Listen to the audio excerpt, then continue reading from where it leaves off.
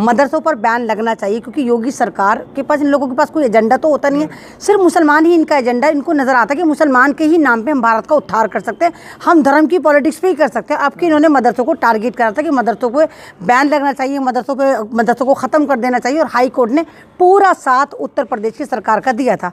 लेकिन आज जिस तरह सुप्रीम कोर्ट ने पूरा का पूरा फैसले को उलट दिया, और सुप्रीम कोर्ट ने कहा नहीं, ऐसा नहीं होना चाहिए, मदरसों को भी राइट्स हैं कि वहाँ पर बच्चे पढ़ें।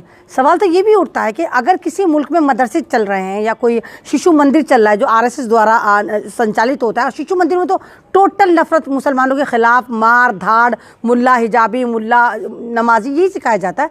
तो अगर ये स्कूल चल रहे हैं तो यानी कि समाज में उन स्कूलों की ज़रूरत है कि बच्चों की जो कैपेसिटी है उसके अकॉर्डिंग वहाँ पर स्कूल नहीं है, जब तो लोग या तो मदरसे में जा रहे हैं या शिशु मंदिर में जा रहे हैं या मिशनरी में जा रहे हैं। तो यहाँ पर सरकार खुद कटहरे में आ जाती है कि अगर भारत की जो आबादी के रेशियो से बच्चे पैदा हो रहे हैं या बच्चे हैं जो स्कूल जाने वाले हैं, तो उनके लिए पर्याप्त स्कूल क्यों नहीं है, पर्याप्त उनके लिए वो जगह क्यों नहीं जहाँ पर वो एजुकेशन हासिल करें। और क्योंकि भारत में एक इस्लामिक कानून तो चलता नहीं, संविधान चलता है, और हर जगह संविधान इस बात की इजाज़त देता है कि मेरे धर्म की आज़ादी मुझे है, आपके धर्म की आज़ादी आपको है। मैं अगर मुसलमान हूँ तो ये मेरा राइट्स है कि मैं दुपट्टा ओढ़ना चाहूँ मैं दुपट्टा ओढ़ूँ, मैं अबाया पहनना चाहूँ मैं अबाया पहनूँ, मुझे हिजाब लगाना है तो मैं हिजाब लगाऊँ। ये कानून मुझे, पूरा कानून भी मुझे इजाज़त देता है, मेरा संविधान भी इजाज़त देता है, मेरा भारत भी मुझे इस बात की इजाज़त देता है, ये मेरे मौलिक अधिकार हैं। तो अब मदरसे में जब ये वाला ड्रामा और सुप्रीम कोर्ट ने ये सारा का सारा करा, अब बड़े परेशान है ये लोग। अब आप देखिए टीवी डिबेट में दंगल रात तो मंगल रात तो डंगल रात तो ढंगर रात तो ढोर रात सब चला। अब ये सारे के सारे उसको ही कहीं ना कहीं मैनेज करने पे लगे हैं। बारूद ने मैनेज करा, नहीं हम तो यूँ नहीं, हम तो यूँ कह रहे थे।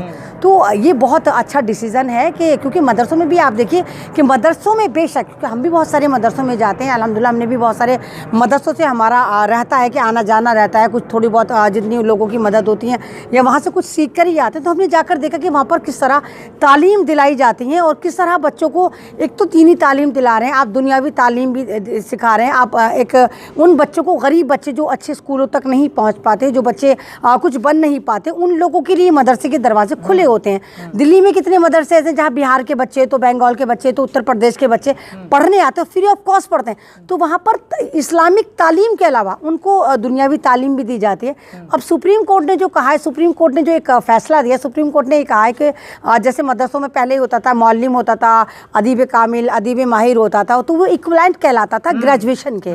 तो सुप्रीम कोर्ट ने कहा कि इसको इक्विवेलेंट नहीं माना जाएगा, आप प्रॉपर चैनल पर किसी कॉलेज से डिग्री दिलवाएं बच्चे को। तो ये भी सही है, कोई बात नहीं, वो अदीब माहिर कर रहे हैं, अदीब कामिल कर रहे हैं, मौलिम कर रहे हैं, वो भी करें। और अगर वो दुनियावी तालीम वाला जैसे यूजीसी के जो एक अंडर में प्रोग्राम आता है, तो यूजीसी के अंडर में आपने ग्रेजुएशन करना ही है। अब वो आप प्राइवेट करें कहीं भी करें, तो वो उन लोगों के लिए सही हो जाता है जिन लोगों को कोई जॉब करनी है, कहीं फॉरेन कंट्री में जाना है, कोई हिंदुस्तान में कोई फ्यूचर बनाना है। तो सुप्रीम कोर्ट का फैसला मुसलमानों के हक़ में आया। और अब तमाम लोगों को ये वाली बात जानकर भी खुशी होगी कि अभी एक स्टेटमेंट बड़ा वायरल हुआ था कि बटोगे तो कटोगे। योगी जी ने बोला था कि बटोगे तो कटोगे। तो ये वाला जो एक नारा था, ये मुसलमानों के लिए मैं कहती हूँ कि एक सीख होना चाहिए, मुसलमानों को इस पे पूरा ध्यान लगाना चाहिए और इसकी यूनिटी को फॉलो करते हुए कि आप बटिए मत, आप फ़िरक़ों में मत बटिए, आप कास्ट में मत बटिए, आप शिया सुन्नी बरेलवी देवबंदी अहले हदीस इसमें मत बटिए, आप सिर्फ मुसलमान बनिए। और वाकई अगर आप बटेंगे तो कटेंगे, यही तो हो रहा है। आप बिहार देखिए, आप उत्तर प्रदेश देखिए, आप मध्य प्रदेश देखिए, आप दिल्ली देखिए, हर जगह जहाँ मुसलमान बट रहा है। अब मुसलमान बहुत सारी जगह बट जाता है, एक एलीट क्लास मुसलमान हो जाता है तो एक बेचारा मिडिल क्लास हो जाता है, कोई देवबंदी के नाम पे है तो कोई शिया सुन्नी के नाम पे है तो कोई बरेलवी के नाम पे है। तो ये मैसेज आपके लिए बहुत अच्छा कन्वे है कि अगर आप चाहते हैं कि आप कटे ना तो आप बटिए मत। अगर आप एक होंगे तो ये सरकार से आप लड़ने में कामयाब रहेंगे। अपने हुकूक की जो पामाली हो रही है उसके लिए आप इंसाफ उठाने के लिए जब एकजुट हो जाएंगे, एक मुट्ठी हो जाएंगे, है ना। बहुत पुराने ज़माने की बड़ी बड़ी मिसालें होती थी, बंद मुट्ठी लाख की खुल गई तो खाक की। लेकिन जिस तरह से इलाहाबाद हाई कोर्ट ने असंवैधानिक मदरसा को कहा था, हालांकि जो है धार्मिक शिक्षा हर दुनिया में, भारत में भी चाहे हिंदू धर्म के हो या जैन धर्म के सब लेते हैं, लेकिन इसको रोक लगाते हुए सुप्रीम कोर्ट ने क्या इलाहाबाद हाई कोर्ट को तमाचा लगाया, नहीं, योगी सरकार को तमाचा देखिए लगाया? देखिए मैंने क्या कहा कि हिंदुस्तान की जो अदालतें हैं 10 साल से मुसलमानों के लिए चोरी हो गई, चाहे उसमें लोअर कोर्ट हो, चाहे हाई कोर्ट हो, चाहे सुप्रीम कोर्ट हो, चाहे यहाँ की तंजीम हो, चाहे यहाँ की सरकारें हो, यहाँ की तमाम NGOs हैं, वो मुसलमान कम्युनिटी के लिए चोरी हो गई। जब बात मुसलमान की आती है, कोई मॉब लिंचिंग की हो, कोई मदरसे की हो, कोई हिजाब की हो, कुछ भी हो, तो ये सारे के सारे लोग चुप हो जाते हैं। जो सेकुलरिज्म का ढिंडोरा सुबह शाम पीट पीट के अपनी छातियों को छलनी करते हैं, वो यहाँ पर चुप हो जाते हैं। अब ये जो स्टेटमेंट दिलवाया गया था, जाहिर सी बात है जब अदालतें चोरी हो गई तो यानी किसी न किसी के अंडर में चल रही हैं, तो यहाँ पर बाकायदा स्टेटमेंट वायरल कराए जाते हैं, जजों को पदवी दी जाती है, जजों को ख़रीदा जाता है, या तमाम फैसले खरीदे जाते हैं। तो उत्तर प्रदेश की सरकार ने अपने मन मुताबिक फैसला दिलवा लिया। ये मार्च की बात है, जब मार्च में आया था कि बताइए एक तालीम के गहवारे को असंविधानिक कह दिया, कि इन्हें गैर कानूनी कह दिया।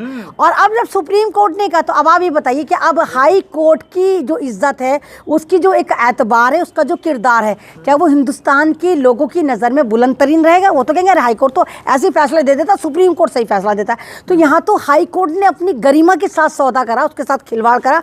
तो यही है कि जब आप फैसले करें ना, तो धर्म का चश्मा लगा के मत करें, आप एक इंसाफ के तौर पे करें, आप संविधान के तौर पे करें।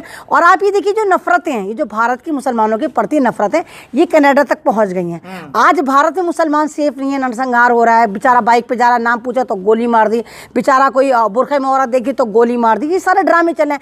पटाखों में अभी आपने केस देखा कि एक 3 बच्चे पटाखे फोड़ रहे थे दिवाली में, उसमें एक मुसलमान बच्चा भी था। अब वो बच्चा एक वो जो उस पर उन्होंने सुतली बम पे गिलास रख दिया, वो गिलास जो था बम के प्रेशर से फटा और उसमें एक 10 साल के बच्चे की गर्दन पे जाके लगा, वो बच्चा मर गया।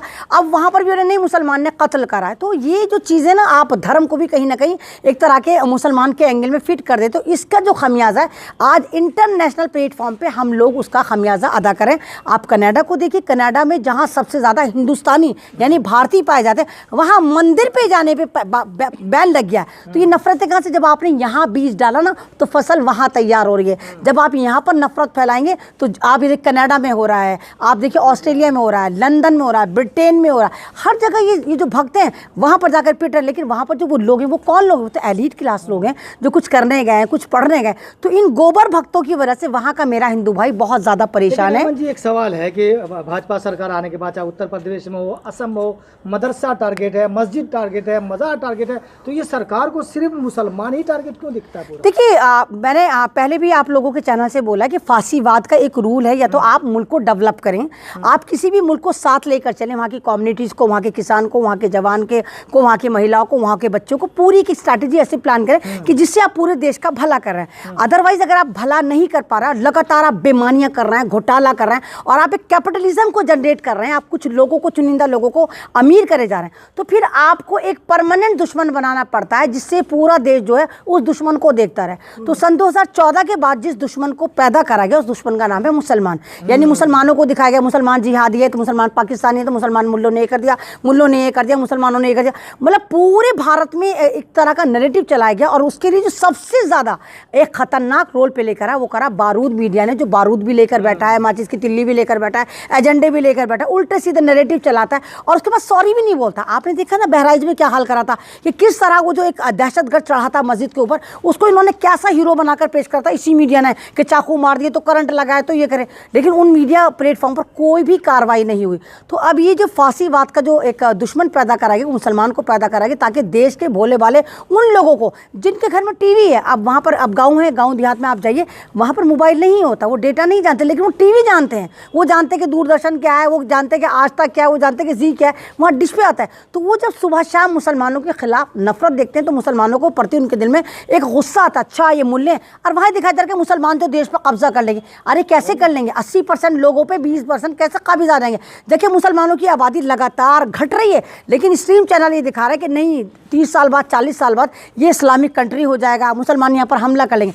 ऐसा नहीं होगा। हाँ, वो बात अलग है, अगर तुम्हारी वजह से ये तमाम नफरती चिंटू जो हैं ये स्टडी करने लगे, ये देखने लगे कि इस्लाम क्या है, तो हो सकता है कि धर्म परिवर्तन कर ले, ये देखे कि नहीं इस्लामिक सच्चा मज़हब है। लेकिन अदरवाइज़ ये तो है नहीं कि मुसलमान 10-10, 20-20 बच्चे पैदा कर रहे हैं।